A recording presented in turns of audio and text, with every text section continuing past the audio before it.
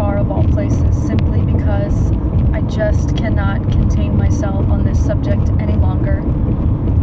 I consistently see so-called self-labeled moderate Muslims.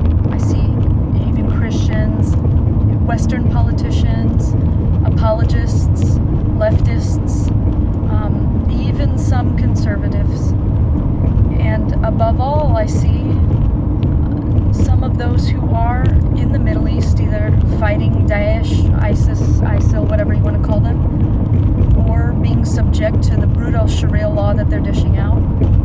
And still, they say that ISIS is not Islamic. They are not following the true Islam. If they were, they wouldn't be killing the innocent. And we know that, I agree with it. The majority of Muslims are not going around beheading or suicide bombing, raping, kidnapping, enslaving, and conquering like Daesh is.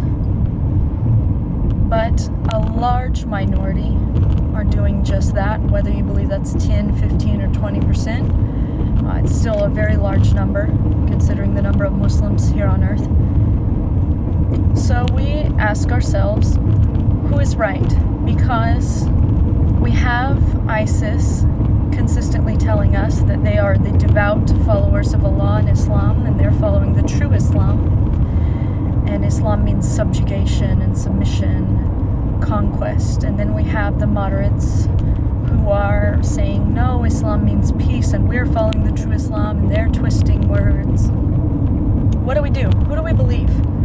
Because it's silly to think that you can just believe the minority simply because they're the minority. We all know that the minority has been wrong on occasion, quite a few times. Who do we believe?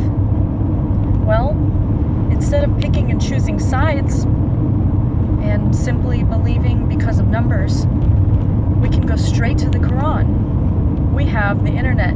It's a wonderful thing. We can get every translation through the exact transliteration from Arabic, and we can see every version of every scripture, word for word. And then we find that there are 100 scriptures, more than 100, that command by Allah violence, physical violence, towards the unbelievers. Not just in times of war, but at all times, because they refuse to submit to Islam and Sharia law. And we have scriptures like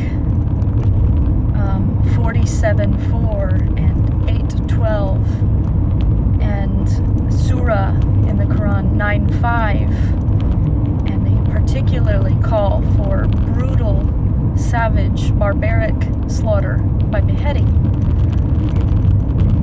And then we see a particular scripture that is, I believe, 45:4. Don't quote me on that.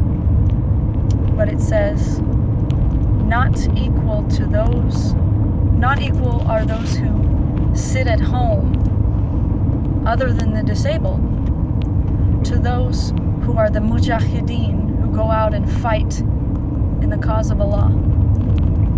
We see exactly what Allah thinks about the moderate, peaceful Muslims who sit at home, although they're able-bodied for jihad, war. He thinks they're hypocrites, sinful, and they're not following the Quran. They're not following His commands.